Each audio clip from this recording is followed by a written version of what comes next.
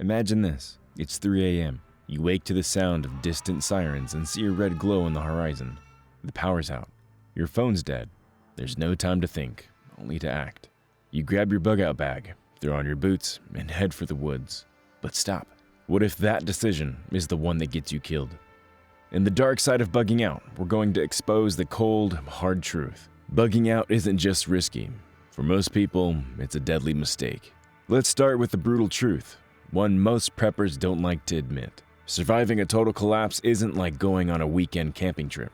The average person has little to no real-world survival experience. They've never lived outdoors, never trained under pressure. Many so-called preppers spend more time fantasizing online than practicing in the field. As the Bug Out Academy points out, people often brag about elaborate escape plans, like hiking 30 miles to a remote cabin, while ignoring their own physical limits.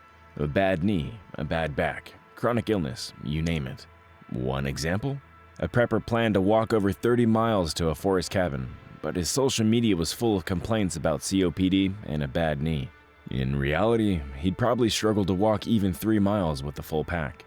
That kind of fantasy can get you killed. Survival forums are full of armchair commandos, people who've never even spent a single night outside. And here's the cold reality.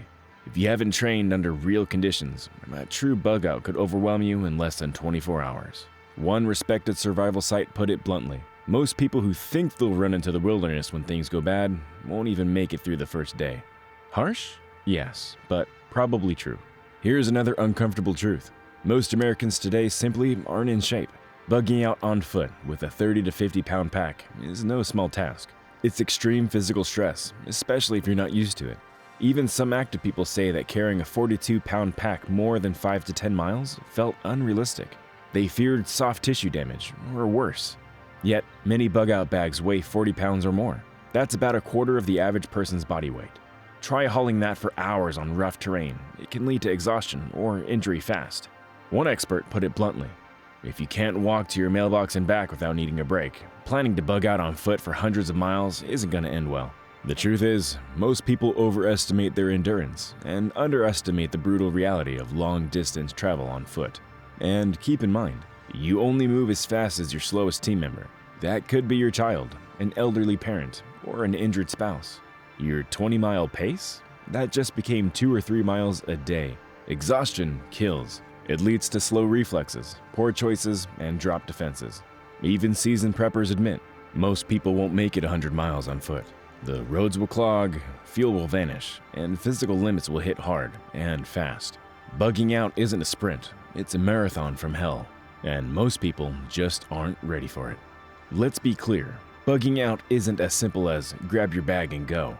Where are you actually going? Heading into the woods with no specific destination is not a plan.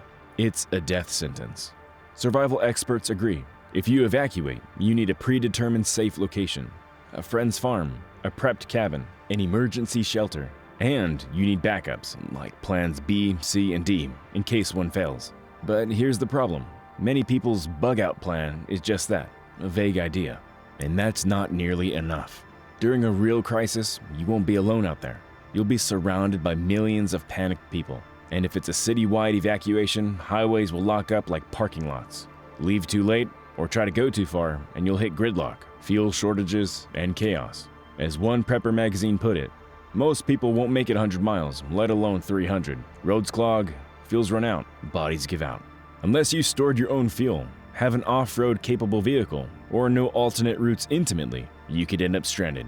Or worse, forced to continue on foot. In that remote cabin you imagined, you might never reach it. Bridges could be down, checkpoints or debris might block roads, and you could be pushed off course into dangerous terrain, mountains, thick forests, back roads you've never seen. Without strong navigation skills, you could easily get lost or hurt. Ask yourself honestly, do you know your bug-out routes like the back of your hand? Have you ever driven them or hiked them with your gear?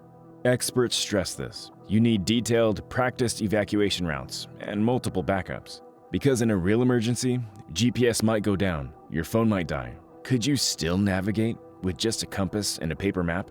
In today's world, there's another layer, your digital footprint. Phones, cameras, smartphones. They could all give away your location, even when you think you've gone off-grid. This is advanced territory, and few preppers have truly mastered it. The bottom line? Unrealistic plans and poor preparation will get you killed. As one survival writer puts it, bugging out isn't about running, it's about getting to safety. And if you haven't rigorously planned how to get there, you probably won't make it. Now, let's talk about a danger that's even more immediate than looters or supply shortages: the natural world itself. Because here's the harsh reality: a collapsed society won't kill you as fast as Mother Nature can. When you leave your home, you leave behind shelter. You leave behind heating, cooling, and protection from the elements. And exposure, not violence, is actually the #1 killer in wilderness survival. Let that sink in. You can survive weeks without food, but just a few hours of extreme cold or heat can be deadly. Bugging out means you're exposed to whatever the weather throws at you. And guess what? The weather doesn't care about your plans.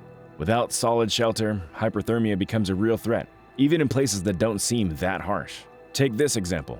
A healthy 19-year-old hiker died of hypothermia in New Hampshire's White Mountains, less than a mile from a trail. She wasn't deep in the wilderness. She was 3/4 of a mile off the path. And it was November, not even the dead of winter. Even in summer, sudden mountain storms can bring frigid rain and wind. One man hiking in June sent a text that read, "Will die," as a storm rolled in. He was found later, hypothermic and too late to save. Now, imagine bugging out in winter with nothing but a tarp or a thin tent. A single cold rain could soak you through and kill you overnight. And it's not just cold that's deadly. Heat or dehydration can be just as brutal. Hiking in scorching heat with limited water is a straight path to heat stroke. You might think, I'll just find water along the way. But in a crisis? Streams may be dry, rivers may be polluted, public fountains probably shut down. Humans can survive only about 3 days without water in moderate conditions, even less in extreme heat. And here's the real challenge. To stay functional, you need at least 2 liters of water per person per day. For a family of 4? That's 2 gallons a day, over 16 pounds of water. Try hauling that for miles, on foot, with gear, in summer. If you try to ration below that, you risk dehydration, which destroys your judgment, and that leads to mistakes. And mistakes, out there, can be fatal.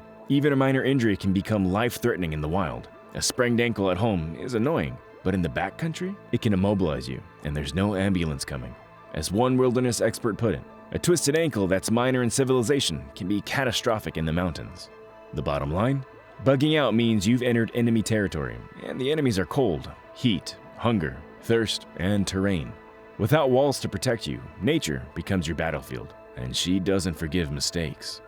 Quick break here. If you're finding this video valuable and you want to keep sharpening your prepping skills, do me a favor and hit that like button.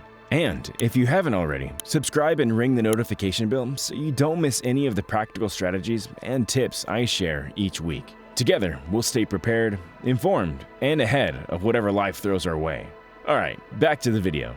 Now let's talk about a threat even more unpredictable and just as deadly as nature itself: other people. Because when society breaks down, law and order often go with it. And that means the biggest danger you face while bugging out might be a human. When you leave home, you're stepping out of your security zone and into a vacuum. A world without police, without 911, without rules. And in that kind of chaos, desperation takes over. You won't be the only one trying to escape. Others will be fleeing too, some scared, some violent, some looking for what you've got. And here's the cold truth. If you look like you have supplies, you're a target. A lone person with a loaded backpack, or a truck packed with gear. That doesn't say prepared, it says rob me. One prepper wrote about this exact fear. Towing a trailer filled with food and water, he realized he'd be broadcasting a giant neon sign: "I have resources." In his words, starving, thirsty, desperate people won't hesitate to take what I have. That's not paranoia, that's reality. Even worse, if you think you'll be welcomed in some quiet rural area, think again. In a true collapse, tight-knit communities may defend their territory fiercely and turn outsiders away at gunpoint. They're not being cruel, they're protecting their own. And you're competition. Then there's a problem of security. At home, you have locks, fences, maybe even security cameras. On the road, none of that. You sleep exposed. No alarm, no perimeter, no safety net. And unless you're traveling with a large, trained group, you're wide open to ambush. Who's watching you while you sleep? Who's covering your back if you're injured? The lone wolf survival fantasy sounds cool, until reality kicks in. As one expert puts it, Going solo means no one to pull security, no backup, and zero room for mistakes. Even two people can't stay awake all night, every night. And even if you're armed, you're not invincible. All it takes is one mistake or one bullet. The harsh truth? Bugging out means entering a world full of unknowns. Some people out there will be decent, and others won't. And when you're tired, exposed, and low on food, even one bad encounter could be your last. If you don't account for the human threat in your bug-out plan, you don't have a real plan. Now, let's talk about a threat that doesn't come from the outside, but from within your own body. Medical vulnerability. Think about the medical needs you and your family rely on during normal life. Things like prescriptions, inhalers, insulin, or even just first aid for minor cuts. Now imagine being on the road, carrying only what you can, and suddenly needing urgent medical care. What if you or your child has asthma and forgets the inhaler? What if someone has diabetes, heart issues, or a mental health condition that's triggered by stress? Bugging out is already physically and emotionally exhausting. Add a health emergency to that, and things can spiral fast. In a stable home, you can administer medications, maintain basic hygiene, and give someone a clean space to recover. But out in the wild, you're dealing with dirt, stress, fatigue, and the elements. There's no real rest and no sterile environment. Even a minor cut can become infected. Dehydration can damage kidneys. A twisted ankle can stop you cold. And if someone in your group breaks a bone or collapses from exhaustion, what's your plan? And here's the grim reality. Hospitals might be closed, overrun, or simply too far away. You might not even have enough medication to get through the first week. Young kids and the elderly are especially vulnerable. They dehydrate faster, suffer more from temperature swings, and struggle with long hikes or poor sleep. Add in the mental toll. Panic, trauma, confusion, and even the most stable people can start making bad decisions that put everyone at risk. As Ask a Prepper points out, staying home allows you to keep administering medicine, manage hygiene, and monitor health in a familiar, controlled environment. But once you're on the move, you're facing illness and injury without proper care, and often without a backup plan. Unless you're a trained medic with a professional-grade trauma kit, your ability to handle serious medical emergencies in a bug-out situation will be limited, and maybe fatally so. Let's wrap up with why bugging out should never be your first plan, and why, for most, it's a last resort. All of these factors make one thing clear. Bugging out is not your best option, it's your last resort. You're leaving behind your safest location, most of your supplies, and the comfort of familiar ground. And in exchange, you step into uncertainty, chaos, and risk. The moment you hit the road, your safety, your food, your shelter, and your security become vulnerable, and your control over the situation drops near to zero. Now, that doesn't mean bugging out is never the right move. Sometimes it is necessary, when your home is no longer safe, when it's about to be destroyed or overrun. But make no mistake, it's a high-risk decision, and it should never be done lightly or without serious preparation. This isn't about fear, it's about being clear-eyed. Knowing the real risks gives you power. It lets you make smarter decisions long before disaster strikes. For most emergencies, bugging in, staying put, is safer, more practical, and gives you a far better chance of survival. But if staying put is no longer an option, but if you have no choice, here is how to survive. So, let's say the worst-case scenario becomes your reality, and staying home is no longer an option. Maybe it's a wildfire, a toxic chemical spill, or mob violence turning your neighborhood into a war zone.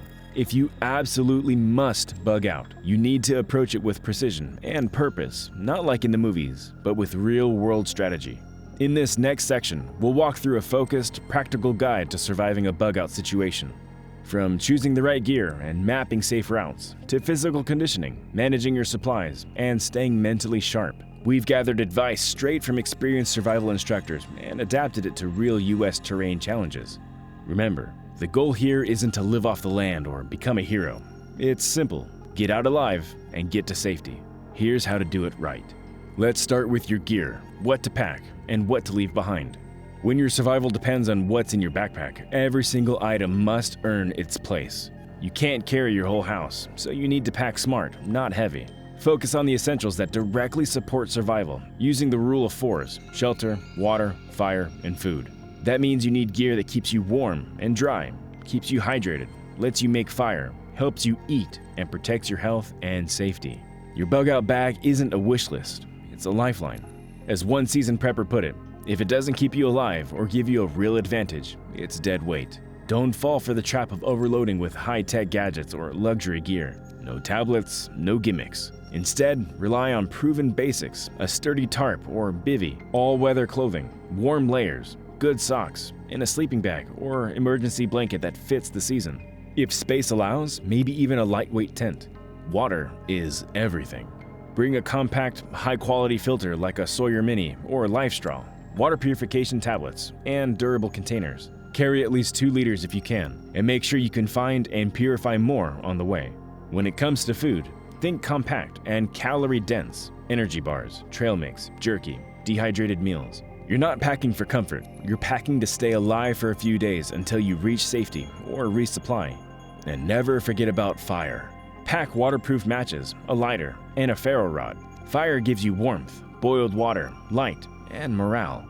Once your core survival items are packed, don't forget the rest of your essentials, especially the ones that can make or break your ability to keep going. Start with a compact but capable first aid kit designed for field use. At minimum, include bandages, antiseptic, pain relievers, and any critical personal medications, ideally in sealed waterproof bags. If you can, add backup prescriptions for anything life-sustaining. A good multi-tool or knife is a must-have. From cutting wood to opening cans or defending yourself in a worst-case scenario, it's one of the most versatile tools you can carry. Lighting is vital. A reliable headlamp with spare batteries keeps your hands free at night. You'll need to move, set up camp, or signal in the dark, and doing it blind could get you hurt. Navigation gear is another critical piece. Don't rely solely on your phone. Pack a proper map of your region and a compass, and make sure you know how to use them. If GPS fails or leads you into danger, these analog tools could be your way out. A small emergency radio, hand crank or battery-powered, can provide weather alerts, news, or updates on unfolding events. It keeps you connected when everything else is silent. Finally, think about how your gear, and you, look. This is where many people go wrong. Now is not the time to break out full tactical gear or wear a vest loaded with rifle mags. That makes you a walking target for both desperate people and authorities who may view you as a threat. Modern advice is clear: go gray man. That means neutral clothing, no camo, no flashy gear. You want to look like someone who's trying to get home, not someone prepping for battle. A simple school or hiking backpack in neutral colors is less threatening than a military ruck. Keep weapons and tools discreet. The more you stand out, the more attention you attract, and that's the last thing you want in a real bug out. Now that your gear is streamlined and discreet, it's time to talk strategy, specifically what goes in the bag and how to carry it smart. One of the most common rookie mistakes is overpacking. Don't be the person who stuffs in 4 knives, a machete, and an axe, but forgets to pack enough food or water. Yes, it happens. Your bug out bag isn't a mobile armory, it's your lifeline. Every item should earn its place. Focus on balance and function. Multi-use items are gold. A heavy-duty contractor trash bag? That's a poncho, a tarp, and a water collector all in one. Paracord has dozens of uses, from building a shelter to repairing gear. Even duct tape deserves a spot. Wrapping a couple feet around your water bottle or lighter to save space, and you've got emergency repairs in seconds. The rule is simple: weight is your enemy. Every extra pound drains your energy, slows your pace, and increases the risk of injury. So pack for the person you are, not for the person you wish you were. Be honest about your fitness level. Never carried your bug out bag before? Test it. Go on a 5-mile hike with the full load. You'll quickly learn what's dead weight and what truly matters. It's far better to carry a lean, efficient kit and reach your destination than to collapse halfway with a doomsday Rambo pack that tries to cover every scenario. And remember, knowledge weighs nothing. The more survival skills you build, the less gear you'll need to carry. Learn how to tie knots, build a shelter from scratch, or find and purify water in the field. These abilities let you move lighter and think faster. Because in a real bug out, skill beats stuff every time. So, let's wrap up this gear section with one key reminder: trim the fat. Yes, bring the critical survival tools. Yes, pack a few comfort items, but cut out the fluff. Every item should earn its place in your pack. And once you're done packing, trim it down again. You can't carry the pantry, the gun safe, and the solar generator on your back. Bugging out is about the bare essentials, the minimum you need to stay alive and keep moving. A good rule of thumb: keep your pack under 20% of your body weight, preferably less. That means choosing smart, light, and versatile gear over bulky, redundant junk. And here's the part most people skip: break in your gear before you need it. Don't let the first time you pitch your tent or filter dirty water be during an actual crisis. Practice now, get familiar, build muscle memory. Because in a real emergency, there won't be any time to fumble through instructions. Coming up next, knowing what to pack is just one piece of the puzzle. Because when it's time to leave, you need more than gear. You need a plan, a destination, and a way to get there. In the next video, we'll talk about one of the biggest survival game changers, route planning. Where will you go? How will you get there? What if your main road is blocked or your car breaks down? We'll break down how to choose smart, realistic bug-out destinations, plan multiple escape routes, and navigate when GPS fails. Because in a real crisis, wandering aimlessly isn't survival, it's suicide. If you found this useful, don't forget to like, subscribe, and hit the notification bell so you don't miss future videos. And hey, drop a comment below. I'd love to hear your thoughts, your questions, or experiences.